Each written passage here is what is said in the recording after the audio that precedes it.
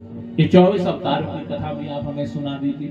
और हमारा 6वां प्रश्न है, ब्रूहि योगेश्वरा कृष्ण ब्रह्मणे धर्मवर्मणि स्वाम काष्टा मदनोपेता धर्माकं शरणं गतः। हे प्रभु, जब भगवान इस पृथ्वी में अवतार लेकर आते हैं तो सतयुग, द्वापर और त्रेता युग आ जाता है। पर जब भगवान इस पृथ्वी से अवतार लेकर अपने धाम को स्वधाम चले जाते हैं तो ये निराश्रय धर्म किसके चरण पर जाता है? ये 6 प्रश्न है, याद हो गए? हे राम, वो तो मुझे पहले पता था। अब कल पूछूंगा, सॉरी पूछूंगा। आज तो गुरुजी ने पढ़ाया है, कल गृह कार्य होमवर्क दे दिया है। अब कल तुमको पूछा जाएगा, एक लट्ठी भी रखूंगा यहाँ, दोनों को पूछा जाएगा। नहीं बताया 6 प्रश्न तो देख। अच्छा, 6 में से 3 ही बता दोगे तो तुम पास हो जाओगे। होता है ना 20 नंबर के पेपर में 15 आ जाए तो पास। अब बिल्कुल 0/0 आगे तक गए। तो क्योंकि इसी 6 प्रश्नों में भागवत महापुराण की कथा है। सूत जी महाराज ने कहा, सौनकादिक ऋषियों, आपने तो हमसे बहुत सुंदर प्रश्न पूछे। हे महाराज, आपने जो ये प्रश्न हमसे पूछे हैं ना, ये प्रश्न का तो एक बहुत बड़ा पुराण बना है। व्यास जी ने कहा, अच्छा? बोले हाँ, आपके ये 6 के 6 प्रश्नों के उत्तर उस पुराण के अंदर है। अच्छा महाराज, ऐसा कौन सा पुराण है? बोले महाराज, ऐसा कोई और नहीं, ऐसा श्रीमद् भागवत महापुराण है। बोले श्रीमद् भागवत महापुराण की जय। श्रीमद् भागवत महापुराण। अच्छा, अब व्यास जी ने संक्षिप्त में, शॉर्टकट में इसका परिचय दिया, इंट्रोडक्शन कराया इस पुराण का। ये पुराण है, ये पुराण व्यास जी ने लिखा है। इस पुराण में 18,000 श्लोक है, 335 अध्याय है, 12 स्कंद है। मुख्य श्रोता इसमें, वैसे तो बहुत श्रोता और वक्ता है, और मुख्य वक्ता और मुख्य श्रोता कौन है? सुखदेव मुनि और राजा परीक्षित। सुखदेव मुनि कथा सुना रहे हैं, राजा परीक्षित सुन रहे हैं। और ये कथा व्यास भगवान ने नारद जी के कहने पर लिखी है। जैसे ही सुना सौनकादिक ऋषियों ने कि इस कथा को व्यास जी ने नारद जी के कहने पर सुना है, तो वो कंफ्यूज हो गए, आश्चर्यचकित हो गए। उसने कहा, महाराज 18,000 श्लोक, इतना बड़ा पुराण, और नारद जी ने व्यास जी को सुनाया। हे प्रभु, हमने तो सुना है नारद जी किसी के घर पे ज्यादा देर खड़े नहीं होते। अगर नारद जी पहले तो किसी के घर जाते नहीं। तुम्हारे घर आए किसी के? अगर किसी के घर आ जाए तो कितनी देर खड़े होते हैं? केवल जब तक गाय का दूध दोहने में टाइम लगता है। कितना टाइम लगता है गाय का दूध दोहने में? अब जिनके यहाँ गाय होगी उनको पता होगा। किन जिनके यहाँ गाय? हाथ खड़ा करो, लंबा हाथ खड़ा करो। अच्छा, आपके यहाँ भी तो है? हे भगवान, 3-4 लोगों के यहाँ पर है। और जजमान ने भैंसा पाला हुआ है, बहनों ने भी भैंसा पाला हुआ है। कहते हैं जिनके घर में गाय रहती है उसके यहाँ 33 करोड़ देवी देवताओं का निवास रहता है। जिसके यहाँ गाय रहती है वो देवता चक्कर मारते रहते हैं। वहां पर गौमूत्र पड़ जाता है, गोबर पड़ जाता है ना, तो हजारों बीमारियां वैसे नाश हो जाती है। और जिसके यहाँ भैंसा रहता है वहां यमराज चक्कर मारता रहता है, क्योंकि यमराज का वाहन है भैंस। नहीं है, देखा होगा तुमने। तो जिसके यहाँ भैंस है भैया, वो तो बेच देना, अन्य तो इन बामनों को दान कर देना। 7वें दिन तो सो गए पंडित जी। वो बांसुरी वाले देखो, हाँ, अपनी माँ जी को बोलूंगा, इनके आप पैसे ही पाते हैं ना। इनकी माँ जी जब से शहर आ रखी है, परेशान हो रखी है, यूं मेरे भैंस को छुड़ाएगी। आप खुश हो जाएगी कि जजमान के यहाँ से भैंसा मिल गया। ठीक है, सब दान दे देना। भैंस की सेवा नहीं करना। हमारे हिंदू धर्म में तो गाय है, वो भी कौन सी? घरिया गौड़ी। ऐसे नहीं जर्सी गाय की, उसी गाय का, जो घरिया गाय होती है ना, उसी का दूध भगवान को भोग लगता है। अब तुम तो बेचने के चक्कर में वो खिलाते हो। जर्सी गाय, गाय वाली दीदी आ गई। तुम्हारी तो नहीं है कि जर्सी गाय? हाँ हाँ, क्यों रखी रहती है ना जर्सी गाय? वो देती 7-8 किलो दूध, दूधिया को बेचते हैं और उसमें 5 किलो और पानी मिला देते हैं, तब 25 रुपए किलो बेचते हैं। और जो घर वालों को देते हैं उनको 50 रुपए किलो देते हैं, उसमें कम पानी मिलाते हैं, उसमें 1 किलो मिलाते हैं। इसलिए मेरी माताओं, अब जिसने गाय पाली है वही जानता है कहते हैं गाय को दूध निकालने में 5 से 7 मिनट लगता है, ज्यादा समय नहीं लगता, 5 से 7 मिनट। तो दूध निकाल इतनी ही देर नारद जी खड़े थे, इतनी देर 5 से 7 मिनट खड़े रहने वाला नारद इतनी लंबी कथा कैसे सुना सकते हैं। इसलिए कृपा करके आप हमें भगवान नारद जी के, व्यास जी और नारद जी के मिलन की दिव्य कथा को सुना दीजिए।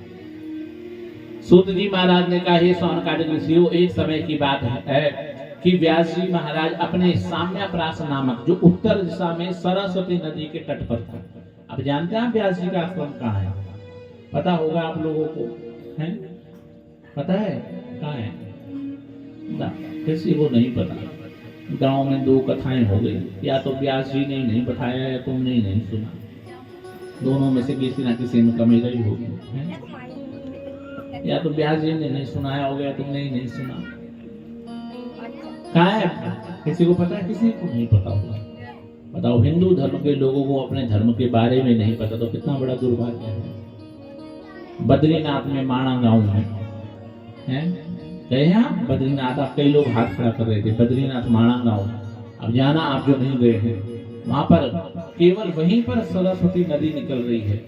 भीम पुल भी है वहां पर। जब पांडव स्वर्ग रोहिणी यात्रा गए थे तब भीम ने अपने हाथ से उठाकर एक पत्थर को रखा था, उससे सारे पांडव पार होकर गए थे स्वर्ग रोहिणी यात्रा के लिए। वहीं पर सरस्वती नदी निकल रही है। ऊपर व्यास जी का आश्रम है, व्यास गुफा है, वहां पर व्यास गुफा। कभी आप व्यास गुफा को देखोगे तो व्यास गुफा ऐसी है, वो जो पूरी पोथी बनी हुई है, ऐसे लगता है जैसे एक एक पन्ने, एक एक स्टेप बाय स्टेप पन्ने लगे हुए। वहीं गणेश गुफा है, वहीं व्यास, क्योंकि व्यास जी बोल रहे हैं और नीचे गणेश जी लिख रहे हैं। ऊपर से व्यास जी बोल रहे हैं, नीचे गणेश जी लिख रहे हैं। वहीं साम्याप्रास नामक उत्तर दिशा में बद्रीनाथ धाम में भगवान व्यास जी का आश्रम है। एक दिन भगवान व्यास जी अपने आश्रम पर सिर पर हाथ रखकर बैठे हुए थे, बड़े उदास बैठे थे। तो इतने में नारद जी आए। नारद जी आकाश मार्ग में घूम रहे थे ना। नारद जी ने देखा, अरे ये परम विद्वान व्यास जी, वेद पुराणों के शास्त्रों के ज्ञाता, ये सिर पर हाथ रखकर बैठे। एक विद्वान पुरुष सिर पर हाथ रखकर बैठे, वो शोभा नहीं देता। व्यास जी नारद जी आकाश मार्ग से व्यास जी के पास आए। जैसे व्यास जी के पास आए तो व्यास जी ने खड़े उठकर संत का सम्मान करा। चाहे कितने भी बड़े विद्वान हैं, और संत चाहे बिल्कुल पढ़ा लिखा ना हो, उसे एक अक्षर ना आता हो, पर वो पूजनीय होता है। व्यास जी तो परम विद्वान है, नारद जी तो बेचारे संत हैं। जैसे ही आए, नारद जी को देखकर व्यास जी खड़े उठ गए और खड़े उठकर उनको प्रणाम करने लगे। तस्सेवं खिलमात्मानं मन्यमानस्य खिद्यता कृष्णस्य नारदोऽभ्यां गदाश्रमं प्रागुदारितम्। खड़े उठ गए। आइए आइए नारद जी, आपका बड़ा स्वागत है। आज मेरा बड़ा सौभाग्य जो आप मेरे आश्रम पर आए, मेरी कुटिया को आपने पवित्र कर दिया। हे महाराज, आप संत के दर्शन करके ही मेरा जीवन धन्य हो गया। पर हे प्रभु, आपका मेरी कुटिया में आना कैसे हुआ? नारद जी ने कहा, महाराज सीधे साधे संत को झूठ बोलना आता नहीं। उन्होंने तो साफ बोल दिया, बोले महाराज हम आपके आश्रम में नहीं आ रहे थे, हम तो आकाश मार्ग में घूम रहे थे। हमारा तो काम ही है घूमने का, दक्ष का श्राप लगा है, एक जगह टिक नहीं सकते। वो तो हमारी नजर पड़ी, हमने आपको देखा कि आप सिर पर हाथ रखकर बैठे हैं, और महाराज हमको लगा एक विद्वान पुरुष सिर पर हाथ रखकर बैठा है, वो शोभा नहीं देता। आपने वेदों का ज्ञान है, शास्त्रों का ज्ञान है, उपनिषद का ज्ञान है, पुराणों को आप लिख रहे हैं, लिख चुके हैं, और आप सिर पे हाथ रखकर बैठे हैं, आपको शोभा नहीं देता। व्यास जी के नेत्रों में अश्रु जल भर आया, अश्रु धारा भर आई। व्यास जी ने कहा, हे नारद जी, आप भी मुझे विद्वान कह रहे हैं, दुनिया भी मुझे विद्वान समझती है। हाँ, मैं मानता हूं कि मैंने वेद पुराण शास्त्रों को लिख दिया है, वेदों को निचोड़ लिया है, पी लिया है, शास्त्रों को पढ़ लिया है, पुराणों को लिख रहा हूं, पर हे व्यास जी, मेरे मन में संतुष्टि नहीं है। मेरा मन संतुष्ट नहीं है, मेरे मन में असंतुष्टि है। मेरे असंतुष्टि का कारण बताइए। नारद जी ने कहा, हे व्यास जी, वैसे तो आप परम विद्वान हैं, मुझे बताना नहीं चाहिए, आपको स्वयं ही पता लग जाएगा, परंतु फिर भी जब आप मुझे पूछ रहे हैं और मैं आपके पास आ गया हूं तो मैं बता देता हूं। हे महाराज, आपने जो ये पुराण लिखे हैं ना, ये पुराण, ये इतने क्लिष्ट हैं, इतनी कठिन संस्कृत में है, क्योंकि व्यास जी को पता था अब तो कलयुग आ रहा है, संस्कृत तो दूर, लोग हिंदी भी नहीं बोलेंगे हैं। उनको पता था आजकल के माँ बाप अपने बच्चों को इंग्लिश मीडियम में डाल देंगे, और इंग्लिश मीडियम में डालने के बाद बच्चों को उन्हीं हिंदुस्तान के स्कूलों में स्कूल में हिंदी बोलने में फाइन पड़ता है 50 रुपए। इंग्लिश स्कूलों में पड़ता नहीं पड़ता। अगर बच्चा स्कूल में फाइन बोलता है ना, अगर हिंदी बोल देता है तो उसे 50 रुपए फाइन पड़ता है। और दुर्भाग्य ये हमारे हिंदुस्तान का कि हमारे बच्चों को हिंदी नहीं आती उन्हें। कभी अपने बच्चों को पूछ लो, 69 रुपए कितने हुए? 69 क्या हुआ? 69 है? पता है किसी को? तो देखो वो बच्चे साफ मना कर रहे, हमें नहीं पता। इतना दुर्भाग्य है हमारे हिंदुस्तान का। 69 रुपए नहीं पता होगा, तब बोलते हैं 69 उसको 69 कहते हैं, 59 उसको 69 कहते हैं। ऐसे डिफिकल्ट शब्द पूछ लो ना। इंग्लिश आना चाहिए, अच्छी बात है, इंग्लिश कोई गलत बात नहीं है। आज के युग को देख के आंग्ल भाषा आनी चाहिए, और हम अपनी मातृभाषा को ही भूल जाए, ऐसा भी कहाँ लिखा गया है। तो नारद जी को सब पता था ना, बोले महाराज संस्कृत तो दूर की बात, हिंदी नहीं बोलेंगे लोग, और यदा कदा किसी ने पढ़ भी लिया तो किसको समझ आएगा।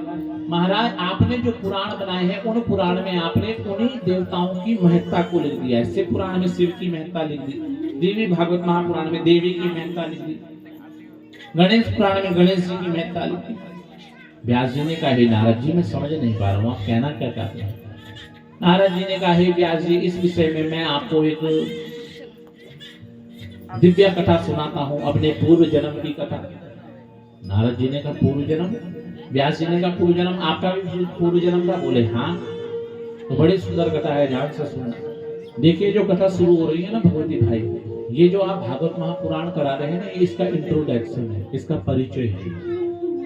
आप जिस कथा, ये पुराण जो आप अपने पितरों के लिए करा रहे हैं, ये पुराण कैसे बना, किन हालातों में बना, क्यों बना, कैसे बनाया गया, उसका परिचय आ रहा है। तो बड़े ध्यान से सुनना। व्यास जी ने कहा, नारद जी ने कहा, हे व्यास जी पूर्व जन्म में मैं एक दासी का पुत्र था। जब मैं अपनी माँ के गर्भ में था तो तब मेरे पिता का देह अवसान हो गया। मेरे पिता का देह अवसान हुआ तो जब पिताजी मर गए तो मेरी माताजी मुझको लेकर संतों के आश्रम पर आ गई। संतों के आश्रम पर आ गई, वहीं संतों के आश्रम पर मेरा जन्म हुआ। मैं तो छोटा बच्चा जन्म हुआ था, और जब मैं बड़ा हुआ ना 5 साल का बालक, तो मैंने देखा, मैं अपनी माँ को देखता था, मेरी माँ संतों के आश्रम पर झाड़ू पोछा कर रही है, उनके कपड़े धो रही है, जंगल से लकड़ी काट के ले आती है। ऐसी होता था पहले सेवा, क्योंकि कहते हैं हमारे धर्म शास्त्र में लिखा गया है, हमारे पुराने वृद्ध बताते हैं कि अगर किसी स्त्री का पति पहले मर जाए या उसका पति उसको त्याग दे तो वो स्त्री मायके नहीं जाती थी, वो स्त्री संतों के आश्रम में जाकर अपने जीवन को व्यतीत करती थी। ऐसी स्त्रियां आज भी बहुत है हमारे, देख जाएंगे आप पौड़ी में ज्वालपा देवी, ऐसी बहुत स्त्रियां हैं जिनके पति बहुत बाल्यावस्था, जो बाल विधवा हो गई हैं, जिनको पतियों ने त्याग दिया, उन्होंने संत वेश धारण करके वहां पर रहती हैं, सेवा करती है भगवान।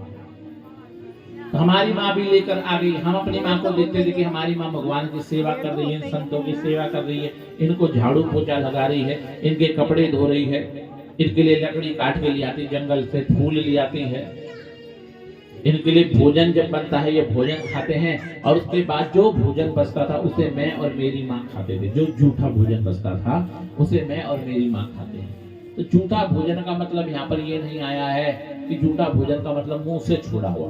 जूठा भोजन का मतलब, क्योंकि हमारे यहाँ पर पुराण कहता है उचिष्टा स्वान भोजना, जूठा भोजन करने और कराने वाला कुकुर योनि में पड़ता है, स्वान योनि में। ना तो झूठा भोजन करना चाहिए ना किसी को कराना चाहिए, वो स्वान योनि में, कुकुर योनि में पड़ जाता है। और जूठे का मतलब क्या है आप जानते हैं? हमारे यहाँ जूठा किसको कहते थे?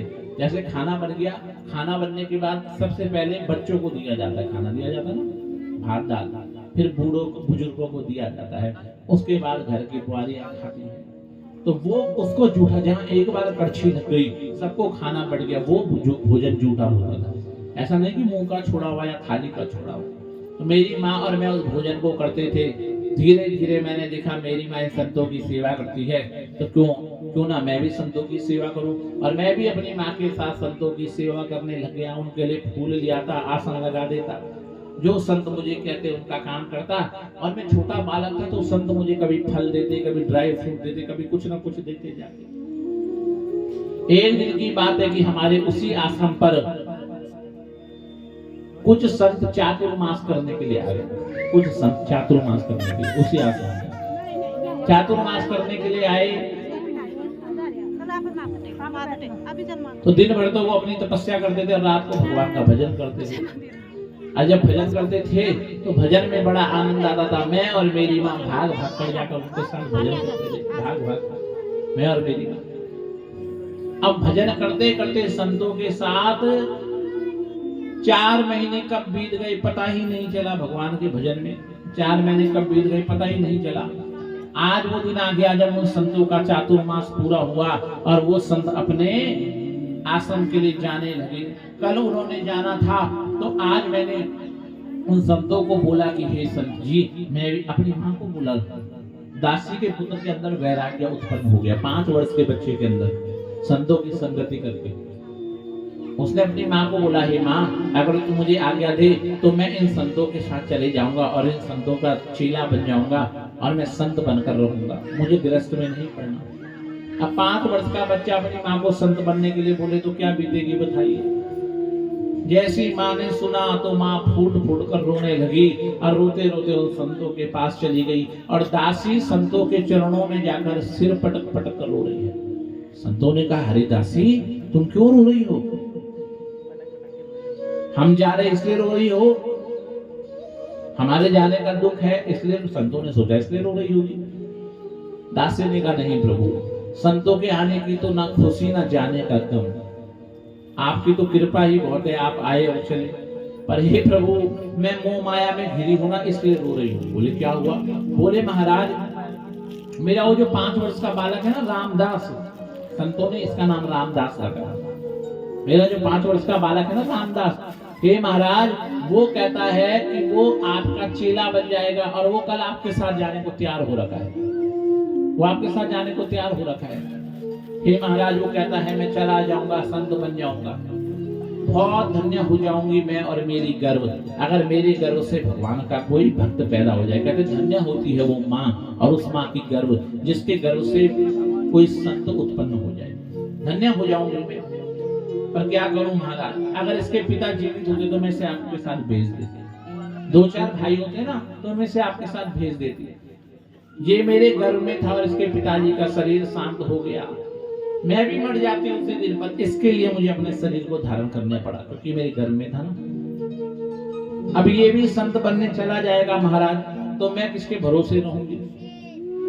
दासी रोने लगी, संतों को दया आ गई। संतों ने कहा, तू चिंता मत कर, हम तेरे पुत्र को नहीं ले जाएंगे, उसे हमारे पास भेज देंगे। दासी ने अपने पुत्र को भेजा, जाओ तुम्हारे वो गुरुजी बुला रहे हैं। रामदास भाग भाग कर गए, बोले हाँ महाराज आपने बुलाया? बोले हमने सुना है कि तुम हमारे साथ जाना चाहते हो। बोले हाँ। संतों ने कहा, हमारा तो बड़ा सौभाग्य है कि अगर हमें ऐसे चेले मिल जाए हैं, गुरु को अगर ऐसे चेले मिल जाए तो बहुत बड़ा सौभाग्य है। सेवा करने, तेरे जैसा चेला, इतनी सेवा करने वाला, और हम भी तुझे ले जाने को तैयार है। तूने तो हमारे मन की बात बोल दी, पर क्या करें महाराज, ले जा तो लेते पर ले जा नहीं सकते। दासी के पुत्र ने पूछा, क्यों नहीं ले जा सकते? क्योंकि तू अभी ऋण मुक्त नहीं हुआ है। अब 5 वर्ष का बालक क्या जाने ऋण मुक्त किसको कहते हैं। उसने सोचा कोई काम होगा।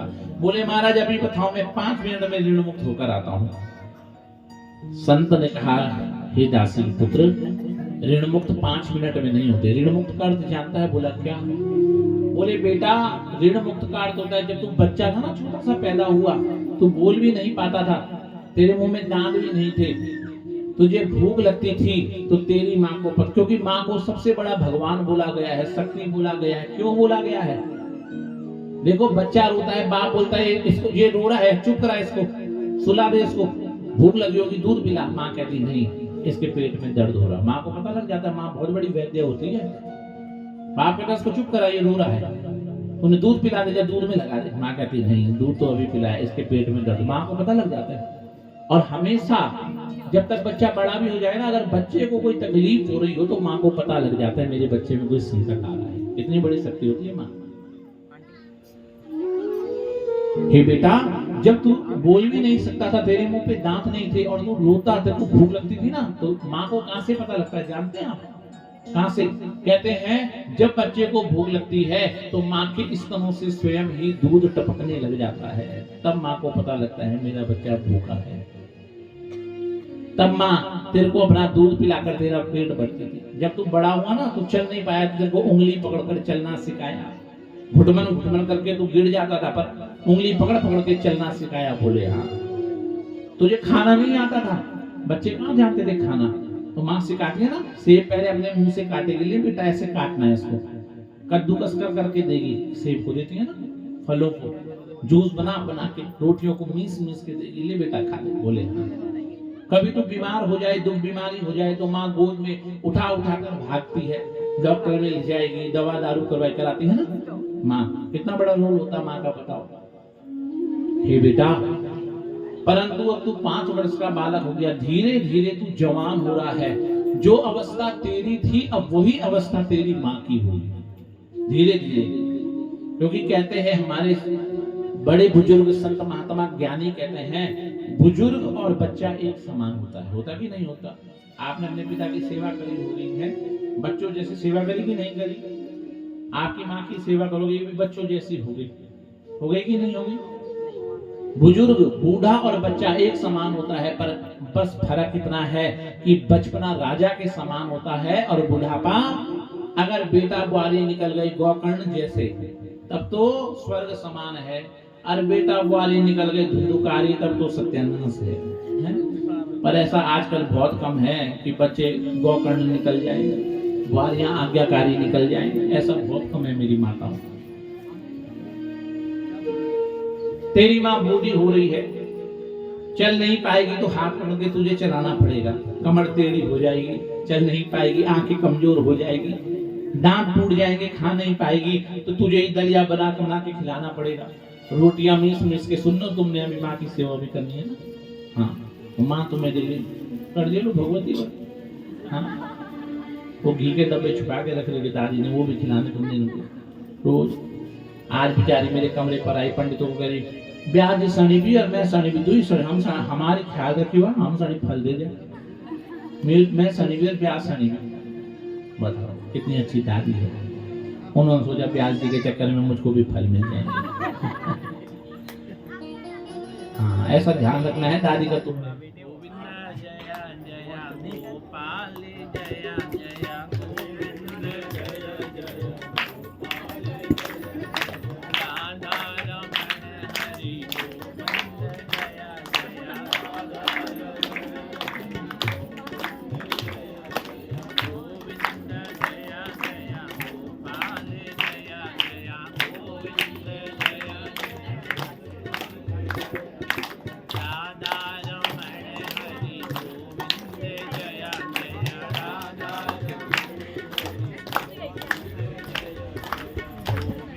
बूढ़ी होगी ना, वो खा नहीं पाएगी, मीस मीस के तुझे भोजन कराना पड़ेगा, दलिया खिचड़ी बनानी पड़ेगी, चल नहीं पाएगी तो हाथ पकड़ के तुझे ले जाना पड़ेगा, और कहीं बीमार हो गई तो जैसी माँ ने बचपन में तेरी सेवा करी वैसे तुझे भी करनी पड़ेगी, डॉक्टर में ले जाना पड़ेगा, आंख दिखानी पड़ेगी, हाँ, इलाज कराना पड़ेगा, चाहे कुंडली कितना भी नाक कहीं पर ले जाना पड़ेगा, माँ की सेवा करनी पड़ेगी। हाँ, अब तू कह रहा है हमारे साथ संत बनने चला जाएगा, अब तू संत बनने चला जाएगा, यहाँ तेरी माँ बीमार पड़ गई, अब संत तो अपने भजन में मस्त रहते हैं, तेरी माँ रहती है उस कुटिया में अलग, अब रात को कहीं बुखार पड़ा रहा, तेरी माँ को प्यास लगी, तेरी माँ ने कहा काश मेरा वो रामदास होता, और मैं उठ ही नहीं पा रही, शरीर में बुढ़ापे में शक्ति नहीं होती ना, और बुखार में तो वैसे शक्ति नहीं होती, और काश मेरा पुत्र होता, और ये बगल में बंठा पड़ा था, एक गिलास पानी निकाल के दे देता तो मैं बच जाता, और वो तेरे को याद कर करके और प्यास में बुखार से तड़प तड़प के अगर तेरी माँ मर जाएगी तो तेरा संन्यास सफल नहीं होगा। जैसे सुना तो डर गया रामदास, हरे राम राम। तो हम ये नहीं कह रहे कि तुझे संत नहीं बनाएंगे, बनाएंगे, तुझे अपने साथ ले जाएंगे, पर जब तक तेरी माँ जीवित है तो उसकी सेवा कर, उसके बाद तो हम तेरे को एड्रेस दे रहे, हमारे पास आ जाना, हम तुझे अपना चेला बना देंगे। दासी के पुत्र ने कहा महाराज ये बात तो मेरी समझ में आ गई, पर आप तो ऐसे कह रहे हो जैसे आज आप जाओगे 10 दिन बाद मेरी माँ मरेगी और 11वें दिन में आ जाऊंगा। अब ठीक है मेरी माँ बूढ़ी होगी तो मैं भी तो जवान होऊंगा, कल मेरी माँ बोलेगी ला बुआरी है, माताओं को ज्यादा जल्दी होती है लड़के जवान हो जाए तो बुआरी लाने की, बुआरियों की मार खाने की, ला बुआरी है। और माँ ना भी बोले आज तो मेरे मन में वैराग्य बना है, पर कल मेरे ही मन में विकार उत्पन्न हो जाए तो हे प्रभु मेरी माँ आज मरे चाहे 10 साल बाद मरे चाहे 100 साल में मरे, मैं सेवा करूंगा आपकी। आज मैंने आपको गुरु माना है, आपकी आज्ञा का पालन करूंगा, पर तब तक मेरे मन में वैराग्य बना रहे, कोई विकार ना आए, कोई गंदगी ना आए, किसी स्त्री को देखकर मेरे मन में विकार उत्पन्न ना हो। आप मुझे ऐसा कोई गुरु ज्ञान कोई मंत्र देकर जाइए। तब दासी के पुत्र को उन संतों ने बड़ा सुंदर मंत्र दिया, इतना सुंदर मंत्र। और मेरी माताओं मेरे भाई बुजुर्गों में बता दूं ये मंत्र नहीं है, ये भगवान का मोबाइल नंबर है, अपने अपने मोबाइल में सेव कर लेना। भगवान का व्हाट्सएप नंबर है, कई बार वीडियो कॉल भी कर सकते हैं, उठाते नहीं है हर किसी की वीडियो कॉल, फोन भी मिलाते रहना, वेटिंग में चलता रहता है, करोड़ों लोग मिलाते हैं ना, मैं हर जगह ये नंबर देकर आ जाता हूँ भगवान। अब किसी की उठ जाए तो बहुत बढ़िया बात है। बड़ा सुंदर मंत्र है, 12 अक्षर मंत्र, 12 अक्षरों का मंत्र है। ये वो मंत्र है जिस मंत्र को जप कर ध्रुव को, प्रहलाद को, मीराबाई को, कुर्माबाई को, सबको भगवान मिल गए। अब तुम बुल्ला वाले जपोगे ना, यहाँ के लोग बुल्ला वाले, एक तो नाम ही इतना अजीबो गरीब है जगह का, ये भगवान। अब से इस जगह का नाम बुल्ला वाला से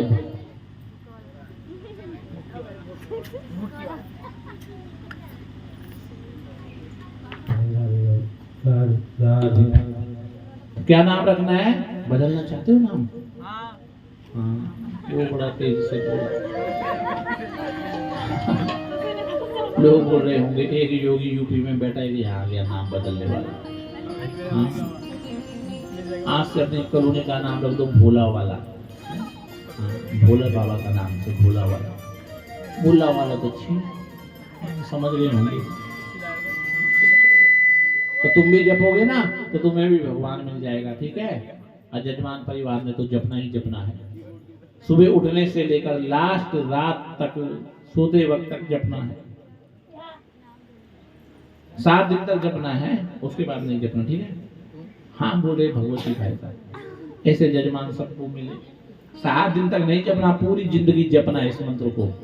इस मंत्र को जपोगे ना, गुरु मंत्र मिल गया वो गद्दी से, आपको भगवान मिल जाएगा। तो चलो 2 मिनट हम भी जप लेते हैं, बड़े प्यार से जपना है।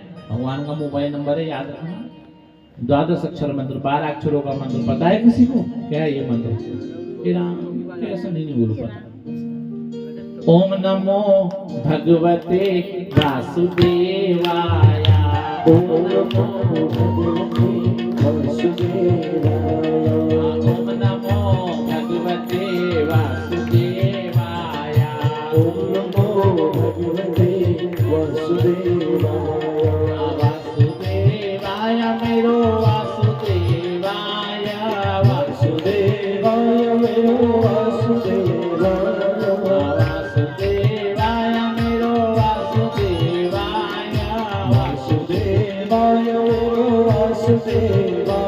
ओम नमो भगवते वासुदेवाय, ओम नमो भगवते वासुदेवाय, ओम नमो भगवते वासुदेवाय, ओम नमो भगवते वासुदेवाय, वासुदेवाय मेरो नंद नंदनाय, वासुदेवाय मेरो नंद नंदनाय, मेरो नंद नंदनाय, वासुदेवाय वासुदेवाय मेरो गोपी वल्लभाय, वासुदेवाय मेरो गोपी वल्लभाय, वासुदेवाय मेरो गोपी वल्लभाय, वासुदेवाय मेरो गोपी वल्लभाय, ओम नमो भगवते वासुदेवाय, ओम नमो भगवते वासुदेवाय, ओम नमो वासुदेवाय। ओम नमो भगवते वासुदेवाय। वासुदेवाय मेरो वासुदेवाय। वासुदेवाय मेरो वासुदेवाय। वासुदेवाय मेरो वासुदेवाय। वासुदेवाय मेरो वासुदेवाय। अरे वासुदेवाय मेरो नंद नंदनाय। वासुदेवाय मेरो नंद नंदनाय। वासुदेवाय मेरो नंद नंदनाय। वासुदेवाय मेरो नंद नंदनाय। ओम नमो भगवते वासुदेवाय। ओम नमो भगवते वासुदेवाय। ओम नमो भगवते वासुदेवाय। ओम नमो भगवते वासुदेवाय। ओम नमो भगवते वासुदेवाय। ओम नमो भगवते वासुदेवाय। ओम नमो भगवते वासुदेवाय। ओम नमो भगवते वासुदेवाय। ओम नमो भगवते वासुदेवाय। ओम नमो भगवते वासुदेवाय। वासुदेवाय वासुदेवाय वासुदेवाय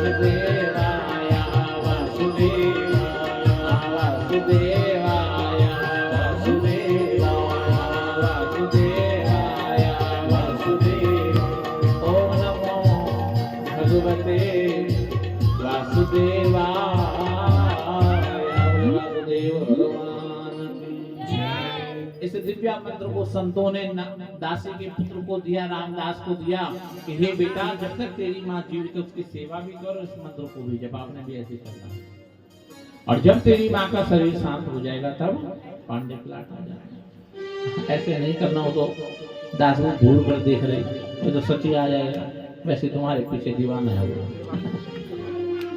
वो तो उसके लिए था क्योंकि उसने संत बनना था। तुम्हारे तो गृहस्थी है, तुमने दोनों ने आना है। जब तुम दोनों बेटों की शादी कर दोगे ना तब आना है मेरे पास बुढ़ापे में। वो भी खुश हो जाएगी कि मैं इसके बगल में आ गई, तुम भी खुश हो जाओगे कि मेरे साथ आई। पर ये तो संत बनना चाहता था, इसलिए बोला कि जब तक तेरी माँ जीवित इस मंत्र को जब तेरे मन में वैराग्य बना रहेगा और तुम मेरे पास आ जाना, मैं सेवा करूंगा। हम तेरे तू हमारी सेवा करना। ये दासी का वो संत महात्मा तो चले गए और ये दासी का पुत्र मंत्र जपता रहता, ओम नमो भगवते वासुदेवाय, मन में जपता रहता है और माँ की सेवा भी करता है। और क्या बोलता है, ओम नमो भगवते वासुदेवाय। ऐसा दिन कब आएगा जब मेरी माँ चली जाए। ओम नमो भगवते बुढ़े चल जान तो खूबी ओम नमो भगवते हैं। देखो सांसारिक दृष्टि से देखा जाए तो कितना बड़ा पाप है। मंत्र जप रहे हैं। एक बार मैं ऋषिकेश में कथा कर रहा था बापू ग्राम में, तो वहां पर एक औरत आई। औरत थी 45-50 साल की तो औरत ही होती है। कह रही गुरुजी आहा इन आनंद है कि तुम्हारी कथा में, और मैं चाहता हूँ कि तुम्हारा चरण हमारे जब पड़ जाना ना, मेरी भी भारी इच्छा है भागवत करोड़ की। मैंने कहा अच्छा, मैं खुश हो गया एक जजमान और मिल गया। अच्छा मैंने कहा पितृ भागवत कराएंगे, पितृ नहीं हुई है जो पितृ भेजान तो खूबी तो पितृ भेजान मतलब अरे गुरुजी बस इन कृपा करा तुम कि ये साल तो हमारे तुम्हारा चरण पड़ जाना। मैंने किले बुढ़ी मरना नहीं लगी, बुढ़ी मर जान तो मैंने ठीक कथा कराने का बुढ़िया की फिर बुढ़िया तो मर गई और बुढ़ी कल काल लगी मेरे पर। बताओ अरे राम, इतना बड़ा पाप है। हम लोग ऐसे बोलते हैं बूढ़ों को जैसे हमने कभी बूढ़ा ही नहीं होना है। बूढ़ों के साथ ऐसा व्यवहार करते हैं जैसे हमने कभी बूढ़ा ही नहीं होना है। तो संसार की दृष्टि से देखा जाए बहुत बड़ा पाप है अपने माँ बाप के लिए ऐसे सोचना। परंतु ये दासी का पुत्र संत के शरण में रहकर नारद जी, ये तो परम ज्ञानी है, उनको तो पता है आज नहीं तो कल मेरी माँ ने मरना ही है। ऐसा तो है नहीं कि मेरी माँ अजर अमर रहेगी, आज नहीं तो कल उन्होंने मरना ही है। और महाराज जब तक मेरी माँ जीवित है तब तक मेरी भक्ति का कांटा है। जब तक मेरी माँ जीवित है तब तक मेरे भक्ति के मार्ग में कांटा है। और माँ रूपी कांटा जब निकल जाएगा ना तो मैं परमात्मा को मिल पाऊंगा। रोज मंत्र जपते थे और मन में सोचते थे भगवान ऐसा दिन कब आएगा जब मेरी माँ मर जाएगी। और एक दिन कहते हैं 24 घड़ी में एक घड़ी ऐसी होती है जब बात लग जाती है, इसलिए कहते हैं अच्छा अच्छा बोलना चाहिए। एक दिन उस दासी के पुत्र की बात लग गई। माँ ने कहा बेटा रात हो गई, मैं तो भूल गई गाय का दूध निकालना, अंधेरा हो गया, मैं अभी दूध निकाल के आती हूँ, ठाकुर जी को भोग लगना है, फिर संतों ने पीना है। वो दासी बेचारी बाल्टी उठाकर आश्रम से दूर जंगल में गौशाला थी, भाग भाग कर गई और गाय के नीचे बैठी। पहले पानी लगाते ना थनों पर, गर्म पानी, फिर तेल लगाते हैं, ऐसे तो करते हैं। हमारी भी रही ना बचपन में गायें 3 तब मुझे पता है, मैंने भी निकाल रखा है 1 गिलास दूध, ज्यादा नहीं, आता ही नहीं था। तो ऐसे करते हैं, पहले गर्म पानी लगाते तब उसमें तेल लगाते, तब ऐसे ऐसे खींचते तब दूध देती गाय। दासी जैसी बैठी बाल्टी लगाई दूध निकालने के लिए कर रही थी, इतने में पीछे से काला सा सांप आया, उसने दासी को डसा और वो बेचारी वहीं मर गई। रामदास को पता लगा दासी के पुत्र को कि हे बेटा तेरी माँ को एक सर्प ने डस दिया और सर्प के डसने से तेरी माँ की मृत्यु हो गई है। तो उस दासी के पुत्र के नेत्र से 2 प्रकार के आंसू निकलने लगे, एक नेत्र से सुख के आंसू और एक से दुख के आंसू। दुख हो गया, रे राम राम कितना प्यार करती थी, जब तक मैं ना आऊं द्वार पे खड़ी रहती थी, मैं खाना ना खाऊं तब तक खाना नहीं खाती थी, मैं सोऊं नहीं तो सोती नहीं थी, हर छोटी छोटी बात की मेरी चिंता करती थी, मेरे को कोई कष्ट हो जाए तो उससे ज्यादा कष्ट उसको हो जाता था। इतना प्यार करने वाली माँ आज मुझको छोड़कर चली गई, ये दुख हो गया। और सुख, हे प्रभु देर से सुना पर तूने सुना, माँ ने तो जाना ही था और माँ चली गई, अब मुझे परमात्मा से मिलने से कोई नहीं रोक सकता। और अपनी माँ का अंतिम संस्कार किया और फिर उत्तर दिशा में उन्हीं संतों के पास जाने लगे पर मन में वही मंत्र जपते हैं, ओम नमो भगवते वासुदेवाय। चलते चलते मार्ग में एक दिन बहुत समय हो गया और उनको थक लग गई। देखा वन में जंगल में एक तालाब बना था, उस तालाब के पानी को पिया, अपने मुंह को धोया, थोड़ा सा हाथ पैरों पर लगाया, थक लग गई, पेड़ के नीचे बैठे, अपना झोली डंडा रखा और वहां पर बैठ गए। उनको नींद आ गई, बच्चे ही थे 5-6 साल के, थक लग गई, सो गए, नींद आ गई, पूरा शरीर सो गया, केवल मुंह नहीं सोया। सो गए, घनघोर नींद आ गई और मुंह से क्या निकल रहा है, ओम नमो भगवते वासुदेवाय, ओम नमो भगवते वासुदेवाय। भगवान बच्चों की भक्ति देखकर भगवान बहुत प्रसन्न होता है, क्योंकि उनकी निश्चल और निस्वार्थ भक्ति होती है। आपकी और मेरी भक्ति में स्वार्थ है और बच्चों की भक्ति में स्वार्थ नहीं होता। भगवान प्रसन्न हो गए और भगवान ने एक पल के लिए उस दासी के पुत्र को नेत्रों में दर्शन दे दिए। पल किसे कहते हैं जानते हैं आप? ये पलक जो झपकती है ना, इस पलक को झपकने से ही पल बनता है। इतनी देर के लिए दर्शन दिए। दासी के पुत्र ने देखा गरुड़ में बैठे हुए कोई 4 हाथ लेकर आ रखे थे, फिर नेत्र खोले, फिर बंद करे, फिर खोले, फिर बंद करे, ताकि वो दोबारा मुझको दिखे। इतने में आकाशवाणी हुई, हे दासी के पुत्र, जिनको तूने अभी अभी अपने हृदय पर देखा है, जब तेरा ये 5 भौतिक शरीर शांत हो जाएगा तब तू इसी परमात्मा को मिल जाएगा। जो बच्चा कल तक अपने माँ के मरने की इच्छा को प्रकट करता था ना कि मेरी माँ का शरीर कब शांत होगा, आज वही पुत्र कह रहा है, हे प्रभु वो दिन कब आएगा जब मेरा ये 5 भौतिक शरीर 5 तत्वों में मिल जाएगा और मैं उस परमात्मा को मिलूंगा जिसको मैंने अभी अपने हृदय पर देखा। और एक दिन ऐसा आया कि उस दासी के पुत्र का वो शरीर शांत हो गया और वही शरीर शांत होकर ब्रह्मा जी की गोद से उत्पन्न होकर नारद बन गए और वो भगवान नारायण के परम दास बन गए। ये कथा पूर्व जन्म की नारद जी ने व्यास जी को सुनाई। नारद जी ने कहा व्यास जी को समझ आया? बोले हाँ। हे महाराज, मेरे कहने का अर्थ है जैसे मैंने आपको अपनी कथा सुनाई ना, आप एक ऐसा पुराण बनाइए जिसमें भगवान की नहीं। अगर कलयुग के प्राणी को बोलेंगे ना कि शिव ने विष पिया तो लोग बोलेंगे वो तो शिव जी था तब पिया, हम थोड़ी शिव जी हैं। पर अगर भक्ति की कथा सुनाएंगे ना कि ध्रुव ने ऐसा किया, प्रहलाद ने ऐसा किया, नारद ने ऐसा किया, मीरा ने ऐसा किया, तो लोगों के अंदर भी भक्ति का क्रेज आएगा, भक्ति करने का साहस आएगा कि जब ध्रुव भगवान को पा सकता तो हमको नहीं। हमारे आपके जैसा तो था ध्रुव, मीरा आपके और मेरे जैसी होती, कोई अलग थोड़ी। तब नारद जी के कहने पर व्यास जी ने, नारद जी के जाने पर इस